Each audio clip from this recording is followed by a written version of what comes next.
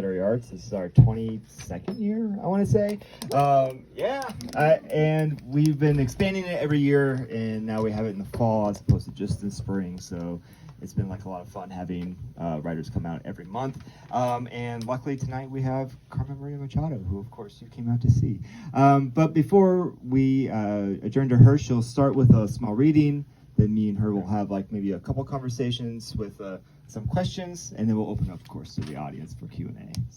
But without further ado, I'll give her a little introduction before she starts to read. So one of my colleagues, who was here earlier, but he had a vamoose, Colin Hogan, we were talking about what we teach in literature classes. And both of us said how much we love Carmen Maria Machado's work. So we asked, what's your favorite story to talk about? And my colleague, Colin, said he teaches dystopian fiction, so he loves teaching Inventory, which, if any of you have read that, is a dystopian tale. But it's also a long series of lists of sex scenes. So he's like, I'm so nervous about teaching this story to my students. And he says, but what are you going to do? Machado is sexy. And she is sexy. And her work does boldly confront sex and sexuality, focusing on its politics as well as its pleasures. But Machado is also very strange. And then that's the best way possible. Her fiction always occupies the liminal space between reality and fantasy, revealing the world we live in that's both horrific and magical. In fact, she even uses this fabulous tradition in her nonfiction, writing a memoir based on a metaphor that blends the academic and the imagination, as well as blurs genres with its use of footnotes, choose-your-adventure formats, and inclusion of folktales, movies, urban legends, as a way to tell her own story. As Machado once said in an interview, to be a writer, you need to have a diagonal relationship with the world. And because of this unique and fearless and often funny vision of the world, the memoir, In the Dream House, was a bestseller and the winner of the Lambda Literary Award. She's also the author of the graphic novel The Low, Low Woods and the story collection Her Body and Other Parties, which was a finalist for the National Book Award and the winner of the Bard Fiction Prize. She's also the Brooklyn Public Library Literature Prize, the Shirley Jackson Award, and the National Book Critics Circle Award. In 2018, the New York Times listed Her Body and Other Parties as a member of the New Vanguard, one of the 15 remarkable books by women that are shaping the way we read and write fiction in the 21st century. So let's welcome Carmen to the reading.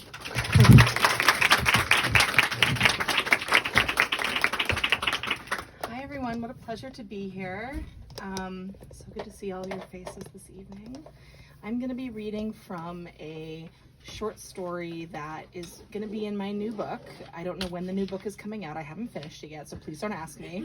I'm really stressed about it. But I do have some stories finished, and some of them are published. And this one was actually published in McSweeney's, which is a really great magazine, and this issue came out last fall. So if you want to read the rest of it, it is in last fall's McSweeney's. And I'm reading from the beginning of the story, so you don't really need to know anything about it. And the story is called The Tour. I wouldn't have seen her if the baby hadn't cried across the platform, but the baby did, and I do. Past the beleaguered mother dandling the weeping infant and the dour teenager fussing with their phone, a tall, elegant smear of a woman is watching me from a train window. I recognize her, though I don't know where from. Her lips are parted slightly, like she's about to speak. She presses an open paperback to the glass. On the title page, a name and a phone number. Naomi. I memorize the number with a mnemonic poem. The train takes a breath, begins to move. As soon as it is gone, I feel a wobbling beneath my feet, the sensation of stepping off a treadmill. By the time I emerge above the earth, I have shifted. The poem remains. I hate this part, the way I walk right afterward.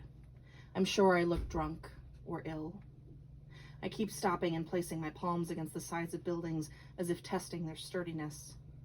I get to the venue, down a bottle of water, flip through the book I'm supposed to be talking about. I barely recognize myself. I went to Spain, learned Spanish. Why? I look for all the usual suspects in the text, but this version of myself is coyer than I knew possible. The copy on the back is helpful. It is about ambition, language, inheritance. It is about the dissolution of comfort zones. A critic calls it brave, fucking deadly. You're one of them, right? A man in the audience asks. He has that face, this is more a comment than a question guy. They always look like him, like they walked in off the street because they saw someone else commanding an audience. I read online that you were. If you are, isn't it slightly more appropriate to call this a work of fiction? No, I say. But somewhere else, in some other place, you would be saying yes, right? I choose not to answer that question, I say, even though it is not really a question. In this timeline, I seem to have developed a reputation for being a real diva anyway. Prickly, unkind. Despite my unspeakable rudeness, I can feel the audience lean in closer. In that moment, I realize where I recognize the woman from. I'd swiped her away earlier that day after looking at her profile for 7 minutes. She'd been making the same face that she made in the train window, like she was about to open her mouth and speak. I sent her to the left because I couldn't bear to think what she would tell me. They call it the collapse, what happened with Solo 9. Ever since the comet appeared, scientists have been on the news doing their best to explain the unexplainable to a population who still can't grasp climate change. The scientists are not great. They describe the situation with a series of clumsy metaphors. A baseball going through a house of cards, a needle plunging through a weave of heavy rope, a sweater snagging on an exposed nail, a bowling ball blowing through a crowd of pins, time-space continuum disruption, personal wormhole, something. They handle the props awkwardly. We can measure it with machines, they promise. This is possible, that is probable, it could be, maybe. They're the ones who started calling us moles, which mixes the metaphor, but they think it's a better nickname than worms. The pivot from the cliche exposes it. I have never hated an animal more.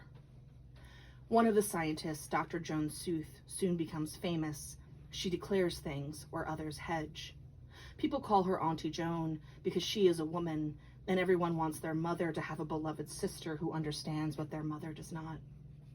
The recent astronomical event has somehow modified the local physical laws here on Earth, Auntie Joan tells us in the weeks after Solo 9. Every conscious choice results in a proliferation of near-identical universes. Normally they would be inaccessible to one another, but now, for some reason, for some people, they aren't. And for some of those people, they remain aware of where they've come from. They are continuous. Comedians sit across from her on the late-night shows, fiddling soberly with their prompt cards.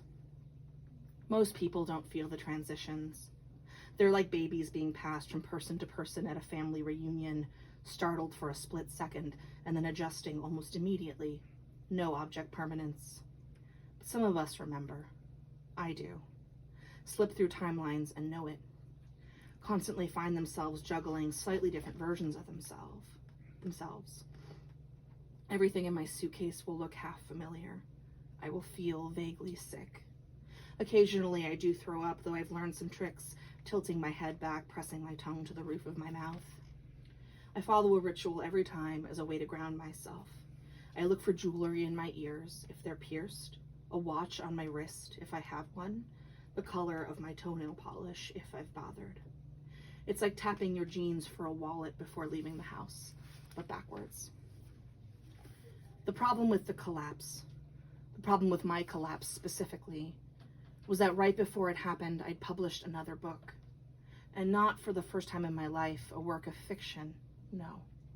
I'd been stupid enough to write nonfiction, even stupider, a memoir about a bad relationship. Taking something back for myself, I assured my therapist. I'd been smug about finishing, pleased about pre-orders, ready to embark on a tour. I'd been in the air on my way to Minneapolis when Solo 9 blazed into the sky like an angel from Revelation. Everyone on the plane jostled one another to look out the windows. Their faces bubbled with light and color, as though they were around the same bonfire. Someone moaned softly, like they were seeing a lover's body for the first time. We are going to die, I thought. But we didn't die. Or maybe somewhere we did, but here we didn't. The plane landed. An ashen bookseller picked me up from the airport. At the hotel, I found myself struggling to look in the mirror. My vision felt soft, my body indistinct. I didn't realize what had happened until I was sitting in the stockroom, idly flipping through my own book. I frowned, bent closer. It was different. Little things. The place my ex and I went on vacation, the direction we walked through the streets of Brooklyn, the name of her ancient cat. But still, a misprint. Only I was the misprint. I just didn't know it yet. Fiction could have been fun, or something. I could imagine it, touring through timelines to promote a novel instead. It is pleasant to imagine the permutations of a single fiction writer strained through many realities, the quirks of an ever-changing autobiography reflected in the characters' recollections, fun, breezy conversations about craft and genre, the invention of characters as fragments of the author's self when the author's self is fragmented.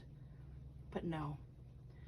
With nonfiction, it is always a conversation about pain, about the ways I broke or the ways I let myself be broken. Even when it's a different book, even when the timeline I emerge into is free of her, it is about my cruelty or someone else's cruelty, or my stupidity or someone else's stupidity, our collective dysfunction, the Ouroboros of suffering. In my original timeline, it had been such a weird book, analysis and confession, a particular flavor of betrayal. And even before it came out, I was tired of talking about trauma, the meticulous excavation and presentation of it. Everyone smiled gently and touched my arm and assured me I was articulate and brave, and no one ever simply said the truth, that I answered every question like an animal trying and failing to gnaw itself loose from a trap. After the reading, I call Naomi from my hotel room. I'm not hoping for much. Here, her variant probably hadn't ridden the train earlier, or mine hadn't. But maybe she'd be intrigued. Maybe she'd want to meet up anyway. I have a whole speech prepared. She does not answer. I turn on the TV and hunt for her on Tinder, sending dozens of people into their own parallel timelines with every swipe. At the commercial break, I send her a text and she responds by calling. The woman from the subway, she says, "So good to hear your voice." I am surprised. She has an accent. She also remembers me from somewhere else. No one has ever clocked me in that way. Another shifter. I had never shifted with anyone before, seen them in one timeline and then another, with their continuity binding us together. I feel a rush of adrenaline, endorphins, pleasure. I guess about the accent. Australian? New Zealand, she says. Australian is wider, the vowels open up, see? And indeed her voice elongates and the vowels gape, and I want to crawl inside. Close enough, I say. Not really, she says, her accent becoming clipped again.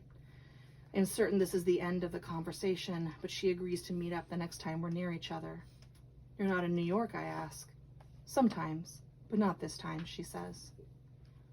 The first time we cross over in the same city, T88, we have dinner at a very fancy and expensive restaurant in the West Village, where the shtick is the waiters take your order, bring you food, and charge you at the end of the meal. She sits across from me, letting her knees touch mine. The first time she does it, I bite the tines of my fork. My skull rings like a bell. What do you do? For a living, I mean. Consulting, she says. She does not elaborate. And you shift? Yeah. Which timeline are you in? What do you mean? This one. I mean, what number are you on? You know, what's your count? I don't count them, she says. I am eating a cornichon and inhale a breath of vinegar. I cough. You don't count them?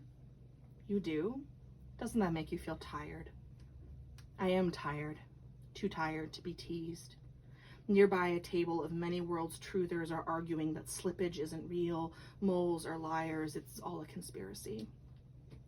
I look at Naomi and roll my eyes, but she seems lost in thought, as though seriously considering the argument. Then she turns to me. runs her fingers in lazy lemniscates on the underside of my wrist. I don't want anything serious, she says. I really don't. I'd prefer to enjoy you. I would like to be enjoyed, I say, my throat dry. I have been single for 2 years and every timeline is similarly lonely.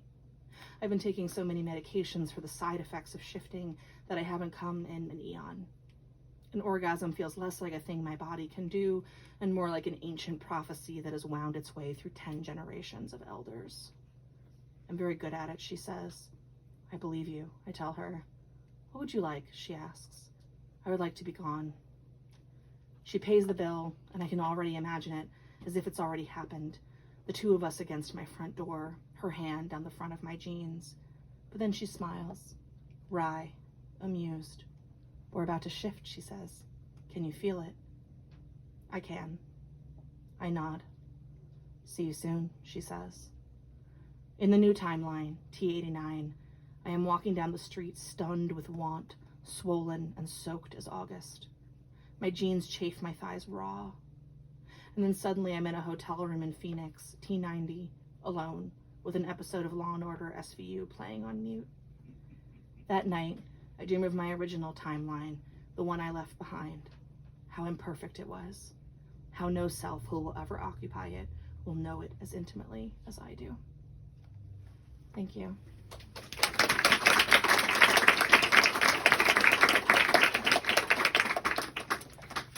Awesome. So maybe we'll just ask a couple questions. Yeah. And open up to the folks. Are you going to grab the microphone? Oh, maybe I can just use this guy. That way. Do all the sharing here. There we go. Perfect. So you write what we would maybe call magical realism, or I don't know what label you would want to put on it. But I guess the question that like a lot of my students were asking is like they like to write genre, fantasy, sci-fi. And I'm curious about like what you think that particular form or that genre does or adds or like maybe exposes in fiction that like reality or like traditional fiction can't do. I mean, I think that like, you know, I actually really, it's funny because I obviously write genre and I'm very interested in genre and I do really love realism. I think that realism has a lot to offer us in terms of ways of thinking about our own lives. But I think that genre has this sort of extra little sort of element to it, which is that allows it to imagine a reality that actually feels like a little closer some days. I mean, I say this in this moment as we live through what feels like an apocalyptic moment. I feel like we're living through like 8 apocalypses simultaneously right now. And so I think that like, you know, in some ways, like some kinds of genre fiction offer us a better understanding of the world we're currently in than perhaps realism might. But I think that all, you know, genre is just really a way of, I mean, people ask me all the time, like what I write or like what I would call it. And the answer that I have, actually one time I had at an event, some people came in, they both worked at the same bookstore and they were like, we're having an argument over where your books belong. And do you know, are you in like general literary fiction or are you in like horror? And I was like, honestly, I do not want to get in the middle of this conversation. I'm not gonna give you an answer because actually I feel like for me, you know, I think that like that work is to be either figured out by booksellers or by academics or professors or, you know, people whose job it is to sort of figure out like how things fit together in this way. But for me, I want to sort of write, I don't know, in a way that just feels like instinctive to me. And I think that for me, it's like, you know, yeah, it's like thinking of reality as being a little porous and having a lot of little rotten places that you can kind of stick your finger into. And there's something kind of horrible on the other side. And that feels like truer to my own experience and my own sort of way of thinking about the world than anything else. So, you know, to each her own, I suppose. Just a couple more questions.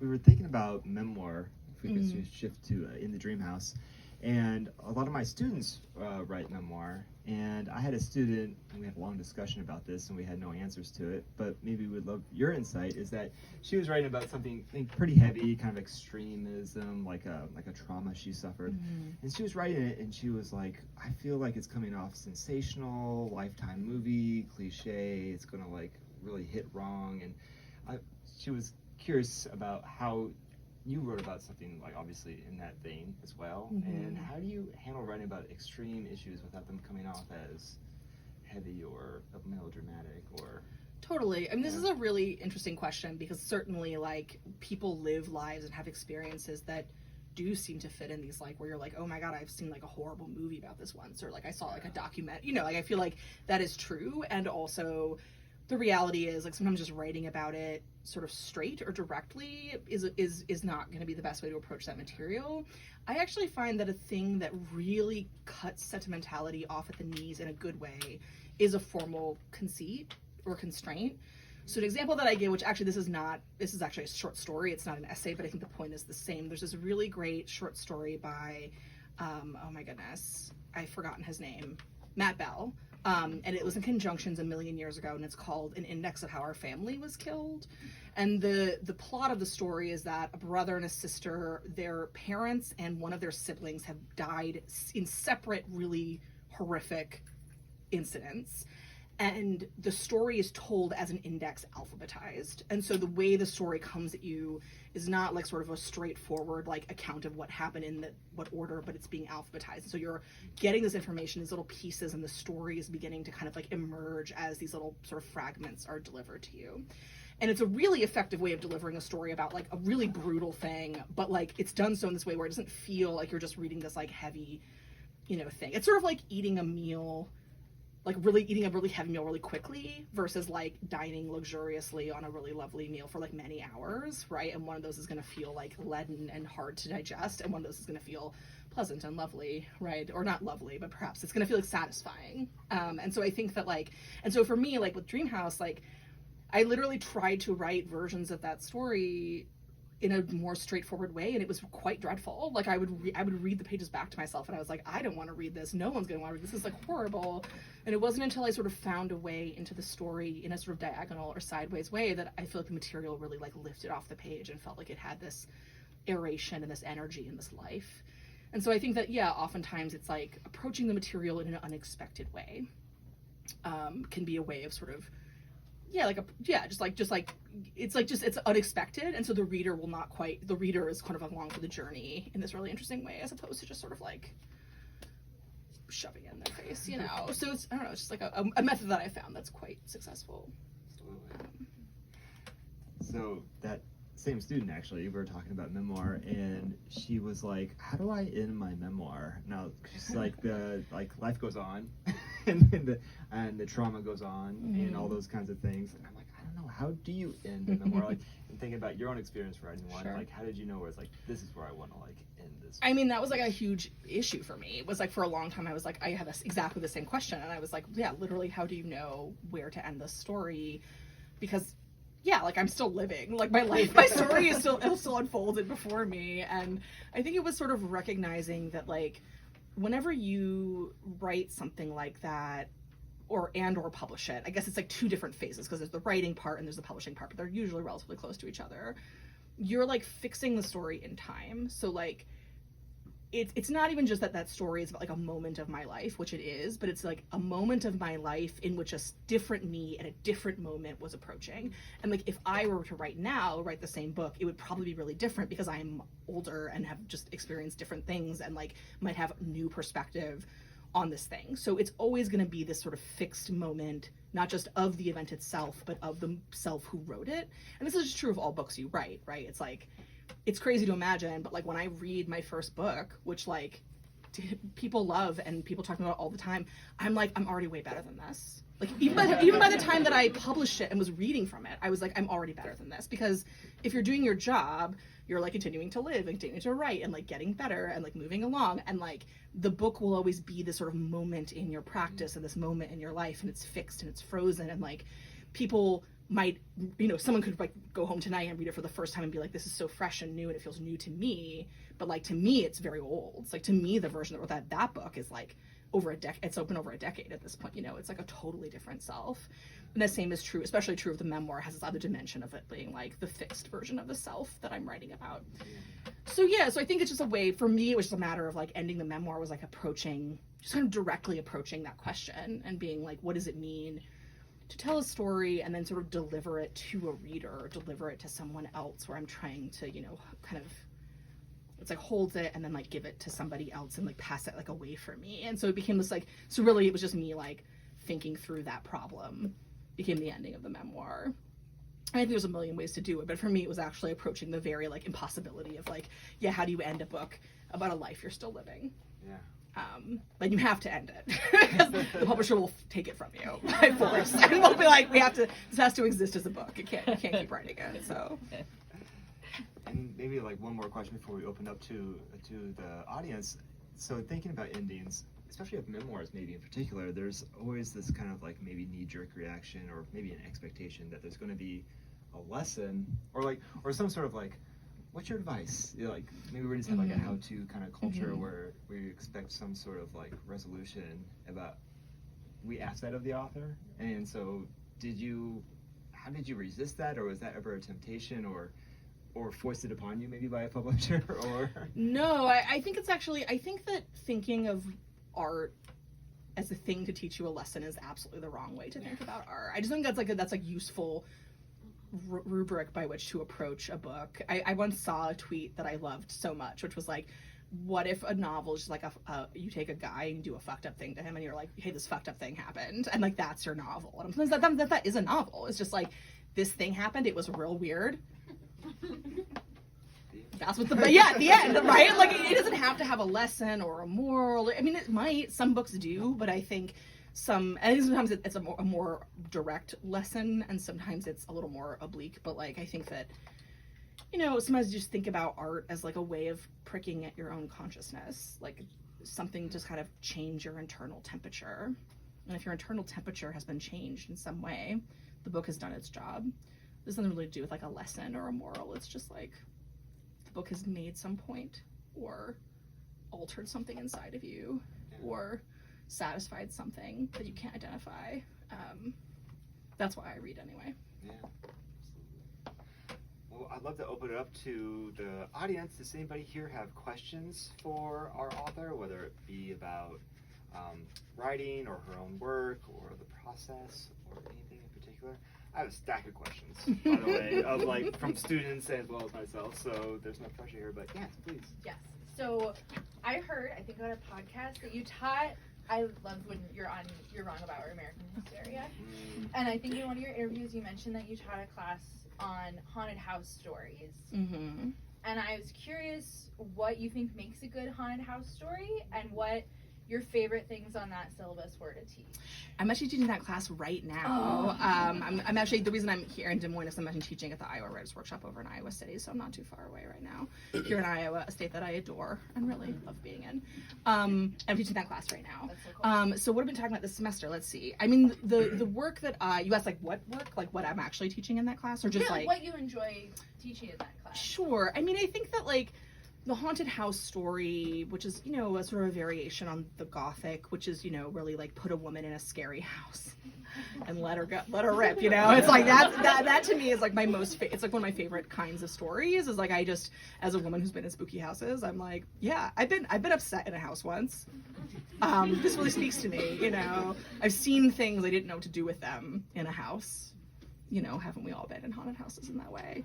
And so I think we've been talking a lot this semester about this concept of like the extraneous woman, which has come up a lot in we've been reading books in order of, so from the oldest to newest. And so we've read like Turn of the Screw and Rebecca and The Uninvited and Haunting of Hill House. And a lot of these narratives have unmarried, these are all, everything I've just mentioned is like it's like 50s and before. And women who are unmarried, are queer, are governesses, women who are or like young brides who like got married too late, women who don't quite fit into our sort of way we conceptualize, like women who are sort of, I guess, complying with societal standards in some ways, and often they're the ones like having nervous breakdowns in those houses, and I'm just like, yeah, that makes sense to me.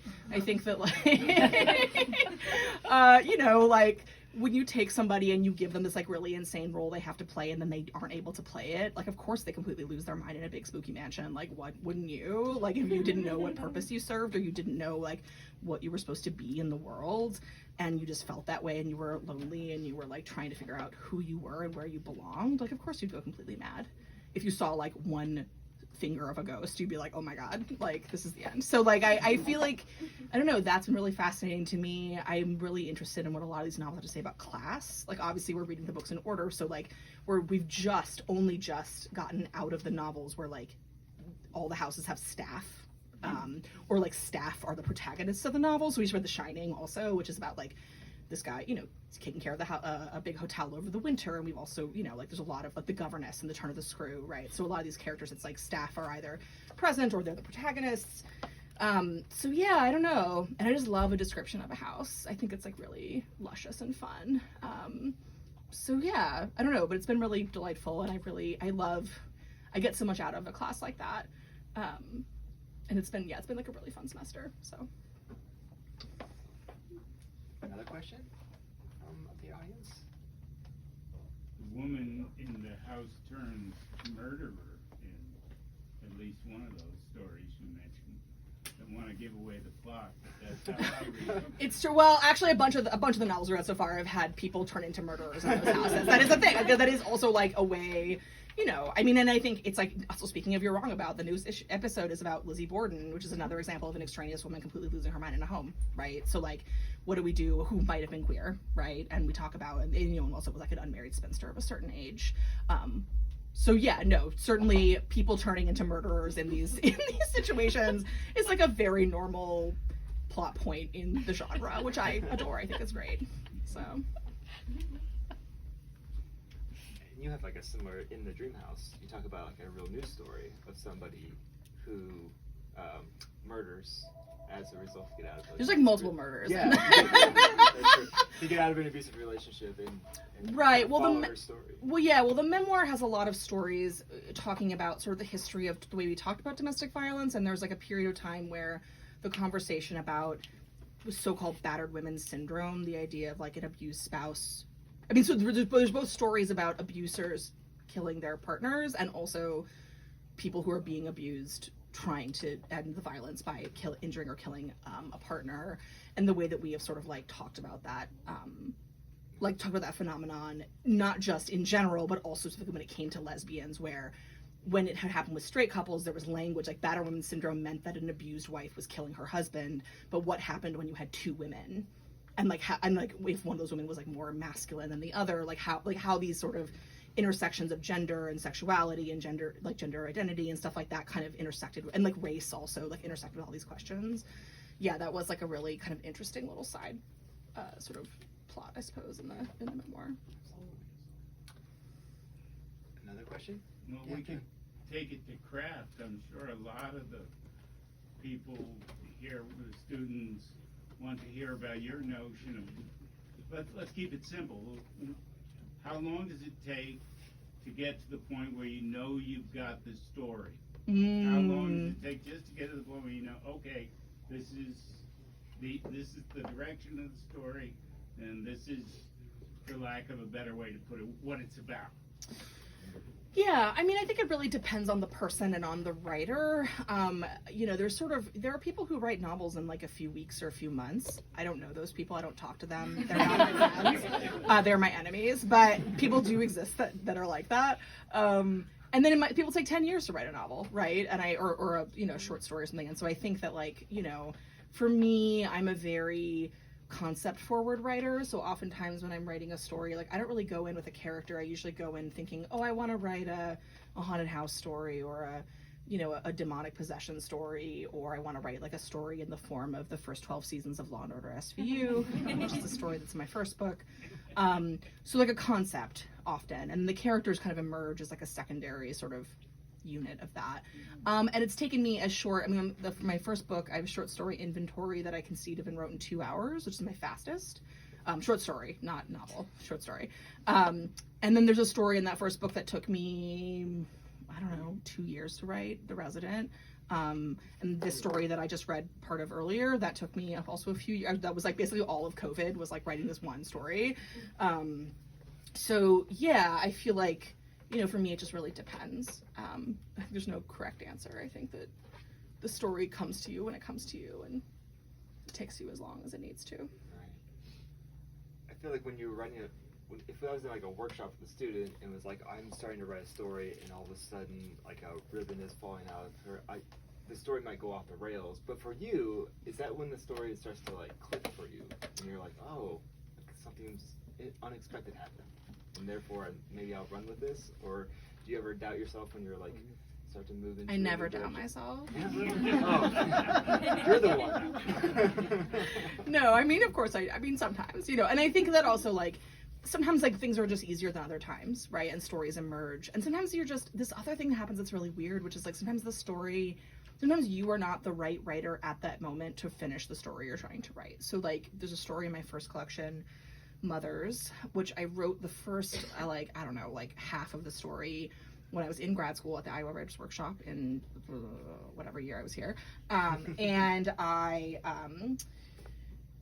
wrote it, and I got to a certain scene, and I was like, I don't know what comes next. Weird. Okay. And then I put the story aside, and then years later went back to the story after I had gotten out of the relationship that was the source of the memoir. And I suddenly understood that story so clearly. Like, I suddenly was like, oh, I was writing a story about my own abusive relationship that I was in when I was writing it, but I didn't realize what I was doing. This has actually happened to me multiple times where I've, like, there's an understanding in my mind of my subconscious of what's happening in my life, and I write about it, and then later I look back at it, and I'm like, oh, I did know what was going on. I just took me a second to figure it out. But yeah, so it took me, like, almost like it was like 2 years, I think, before I finally like finished that story, and I just needed to get to this place where I understood clearly what was happening to me when I wrote the first part of the story. And so I think that, like, yeah, you know, sometimes you have to just like wait it out and see. And I think that, like, if you're doing your job, your subconscious actually does a lot of work for you. Like, I feel like when something unexpected happens to me, that means my subconscious is like kicking something kind of interesting out at me and is like trying to make me do something. So, like, in my first book, I have in my Especially Heinous, the story that's the Law and Order SVU story, there's this image of these murdered girls, and they have the girls with bells for eyes, and so these girls that have like bells in their eye sockets that ring Morse code, and that's how they communicate. And that image came to me while I was taking a shower. I was shampooing my hair, and I just had this image of this girl with like bells in her eye sockets, and I was like, oh, that should go in that Law and Order story. That's so weird. Cool, okay. And then I just put it in there, right? And like, that was just my subconscious, like, doing me a solid and, like, kicking me out an image that I would not have come up with in a million years on my own, but just, like, my subconscious was, like, doing the work for me. So I feel like, yeah, you have to kind of trust the process. I think the more you do it, the more you learn to trust when your mind is telling you something that maybe you don't fully understand it, but you can follow it into an interesting place. Yeah. Talk a little bit about going through COVID and having that story take the whole time. I mean, COVID broke me mentally. Like, I mean, it's funny and it's not funny. It's like, I mean, it's okay. It was like very bad. So anyone here who has similar experience, I feel you, I see you. I did almost nothing. I was doing a lot of puzzles. It actually was the same puzzle over and over again. And I watched a lot of television that I'd already seen. And I had friends who were writing books, and I was like, I don't want to hear about it. Like, don't tell me. And I was working on there was one project I was working on with a friend because I had to log on to work on it with him. And so because of that, I had to like be accountable and do the thing. And then I was picking away at this story very slowly. I already had like, I think maybe like a few pages or like the rough concept kind of laid out. And then, yeah, I was like, I kind of would go back to it and I would just stare at it for hours. And yeah, and I didn't do much over COVID. I sold the book before COVID, the book that I'm trying to finish now. I like sold before COVID and I like haven't finished it because I've just been like it's been really hard. And I think I've been kind of crawling out of like a pit of like sadness and depression that I think COVID really kicked off, which like, again, I think a pretty common experience that a lot of people went through. But I couldn't even read. I was like too depressed to read. I mean, it was like really hard. And also I think that when I'm not reading, that's when writing is the hardest for me. Like when I struggle to write, reading is a way of getting myself out of that pit, because I feel like when you get into that hole, it's easy to think like, I'll never write another book again. No one has ever written a book ever. They all just like, they just come out of the ether, like, you know. And then I'll read a book and I'll be like, oh, right. People do write and it's great, you know, and like sentences are so cool and like, I don't know, like, and then I feel it again. But I really struggled. And I think that like, so yeah, so it did just take a long, I mean, thank God, I guess I wrote it. I mean, I didn't even finish it. I finished it kind of like that one really hopeful summer when everyone was vaccinated, but before Omicron. You guys remember that beautiful summer? I finished it then because I think I was like coming out of it enough to be like, oh, I kind of like wrapped it up. and then I was trying to sell it, and then Omicron hit, and then I went to another like pit of sadness. So like, you know, whatever. It's like mental health is weird, and like it's amazing I did anything during COVID, but it was, yeah, like this story just took like so long because I was just really trying to like pick away at it. And also just like, I think a thing about me is I get a lot of thinking done when I'm doing mindless tasks. Like, you know, I would be like getting on the, you know, the subway to go to therapy or get my nails done or do all the things that suddenly we were not able to do during COVID. And so, or go get groceries or like do whatever stupid life task you had to do. And because I was suddenly just like trapped in my house, like a cruise ship from hell, I feel like I couldn't, like, what could I do? I was just sitting there all day and wasn't doing any of the things that would have given me that like creative juice that I think is like such an important part of my process. And so, yeah, I don't know. So yeah, it took a long time. And some writers were very productive during COVID. Again, no one I know, that's not true. Lots of friends that I know and love, but I'm just like, don't tell me about it. I don't want to hear about it. I feel like I lost years of my life and like years of my writing life. But yeah. Who were your most important mentors or guides when you were studying in Iowa City? I would say that the sort of people who were the most sort of close to me in terms of like just helping me with my process. So there's this writer, Kevin Brockmeyer, who I really loved. And you guys know Kevin Brockmeyer? Yeah, he's incredible. If you haven't read him, you absolutely must. He is, I think, one of our greatest like living fabulous writers. So if you like genre work and you like beautiful sentences, get on Kevin Brockmeyer. He's amazing and a wonderful man and a brilliant teacher. And he was just like really generous and read everything weird that I was spinning out at him and gave me such good feedback and was just like a really great reader for me. And Sam Chang, who also runs the Iowa Writers Workshop, was also like a really close mentor and friend who like really just kind of saw what I was trying to do and like really helped me do it. And then like a lot of my classmates who are now like really good friends and all very accomplished writers themselves, who I think were like also being the ones being like, read this, and really helping me. Because, you know, I came into grad school, a lot of my friends came into grad school like with projects that would eventually become their debut novels or debut books. And they were like a lot further along in their sort of journey. And when I came to grad school, I had no idea what the fuck I was doing. No clue. Like I came in and I was just like, I don't know how to talk about writing. I don't really know how to workshop. I don't really know like even what I want to be writing myself. And like a note I got in a workshop was like, you seem really bored by what you're writing, like your own work. You seem bored by it. And I was like, that is accurate actually. Like, because I feel like I just didn't know what I was doing. And then eventually when I started really thinking about, you know, like genre and horror and like, I started reading like Shirley Jackson and Kelly Link and you know, Karen Russell and Helen Oyeyemi and Angela Carter. And like suddenly I suddenly understood what I wanted to do, but it took a second. So yeah, it was a lot of like great classmates who were great readers and great friends. And then also, yeah, I'd say Kevin and Sam. Yeah, wonderful.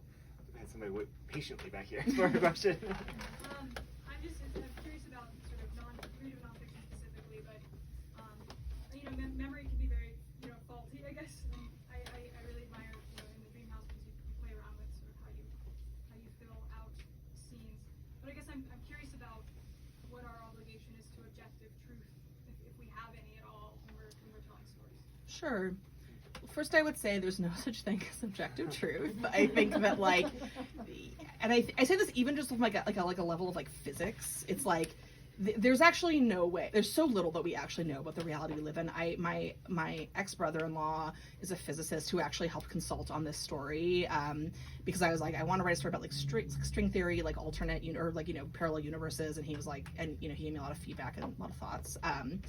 But the more he told me about like dark matter and like what we know about the universe, it like freaked me out. Eventually I was like, stop telling me, I don't want to know. Like, there's actually so little that we know about the universe that we occupy and live in. And so I think that's like, in a way it's horrifying, but in a way it's kind of comforting to know that like so much of what we create around us is sort of subjective and is about, you know, it's experiential. And even just the reality of like, you know, if you all leave this bookstore and you in a week, you have to come back together and say like, how was that event of Carmen's? Like you would all have like slightly different or possibly radically different accounts of like what happened, because like also memory is strange and like, you know, you might remember certain things better than others or have had a different like perception of a certain event that happens. And that's just like the reality of being alive, is that like you think about things differently.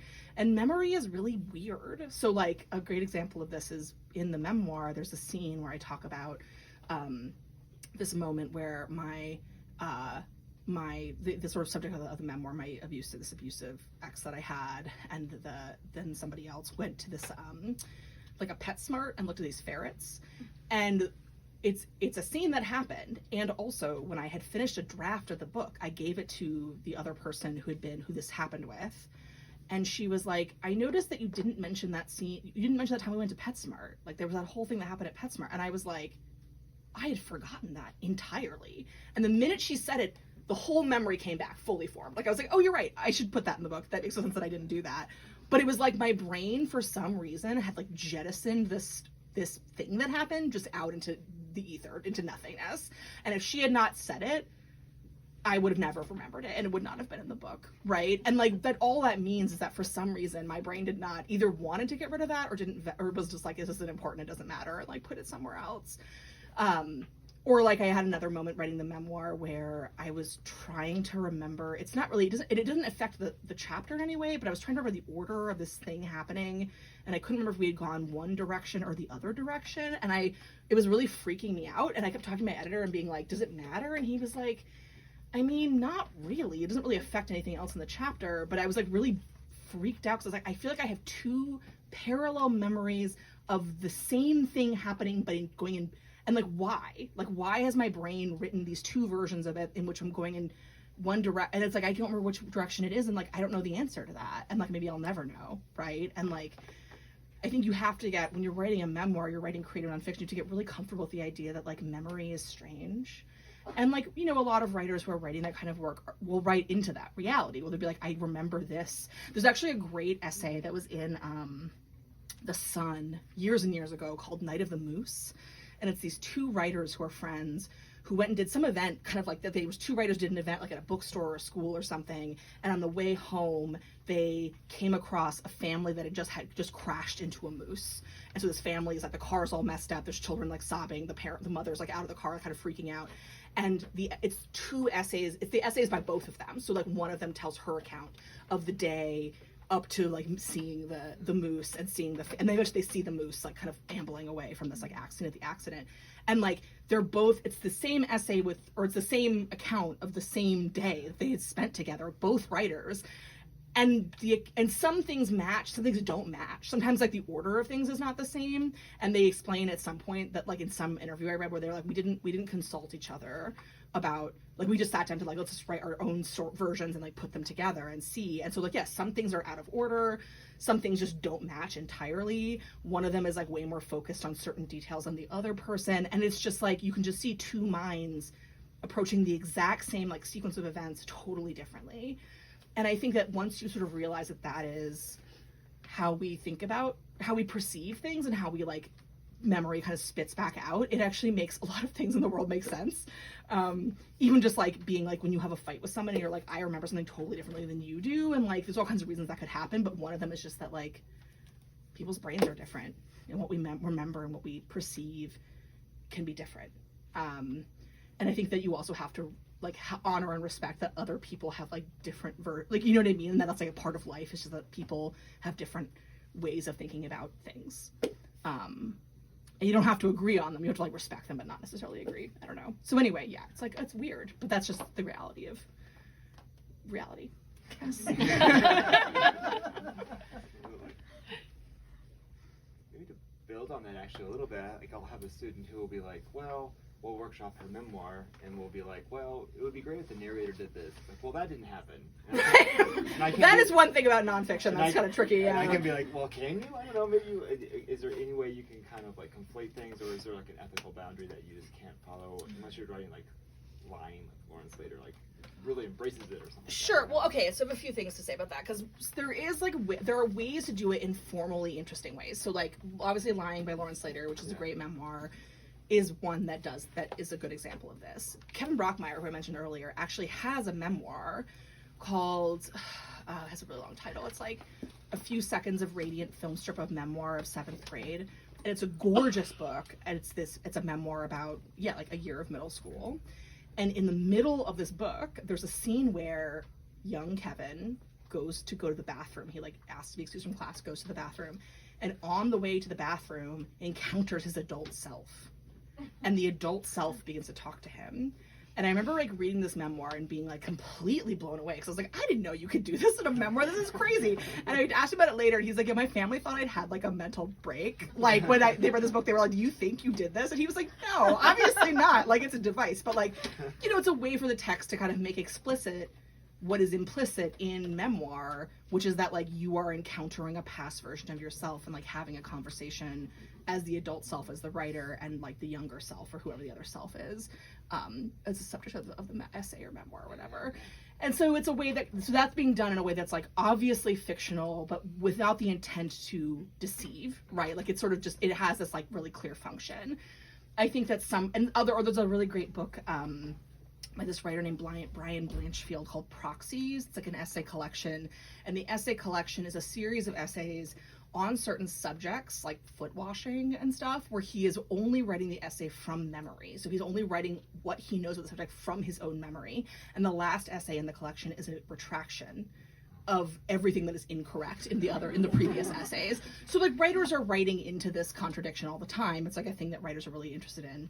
And I think that if you really want to fictionalize something, you just fictionalize it. Like you can write exactly the same story, but if you're like, you know, I just wrote a scene in a thing I'm working on that is not even the book that I sold, which is like, why am I doing that? It's crazy. But I'm writing something else that I shouldn't be doing. And there's a scene in this book that I'm writing that like it's a thing that happened to me. I don't want to go into much detail, but it's like a thing that happened to me.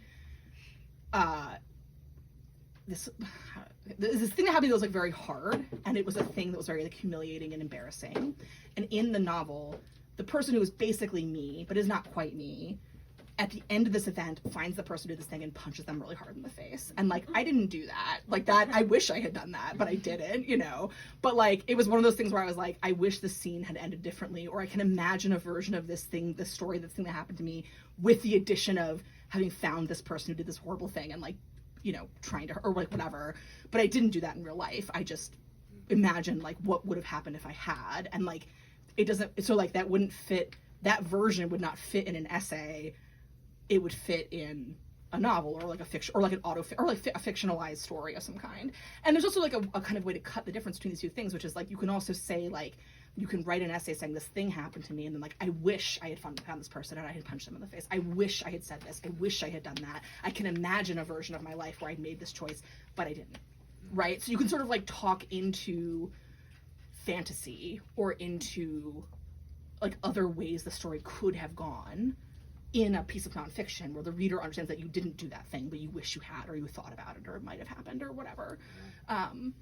So yeah, there's all kinds of ways to like cut that, like sort of skin that rabbit, I suppose. But yeah, I feel like there was a hand back somewhere.